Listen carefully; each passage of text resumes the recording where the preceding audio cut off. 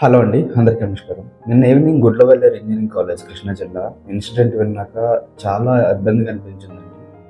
ఎందుకంటే ఇప్పుడిప్పుడు అమ్మాయిలని మనం బయటికి పంపించడం అయితే జరుగుతుంది. ఈవెన్ ఒక ఇంట్లో ఉండే పేరెంట్‌గా ఒక అన్నయ్యగా నేను మా చెల్లి కాలేజీకి వెళ్ళి ఒక half an hour, 1 hour late అయిందంటే బస్ స్టాప్ దగ్గర నిల్చొని చూస్తాను. ఎప్పుడొస్తుందా? ఎప్పుడొస్తుందా? ఇంకా రాలేదేంటని భయపడుతున్నాననమాట. సో, ఆడపిల్లని బయటికెళ్ళిన తర్వాత అంత భయపడవలసొస్తుంది అందరం కూడా. ఏమవుతుందనే భయం అనమాట.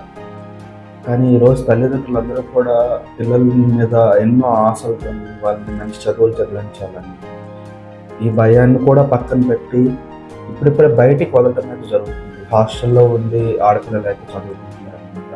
బట్ వాళ్ళు వాష్‌రూమ్‌లో ఇలా హిడెన్ కెమెరాలు పెట్టి అలా వీడియోలు తీయటం, వాటిని బయట పబ్లిష్ చేయటం చాలా దారుణం. ఖచ్చితంగా ఎవరైతే ఇటువంటివి చేశారో వాళ్ళ మీద చర్య అయితే ఖచ్చితంగా తీసుకోవాలి.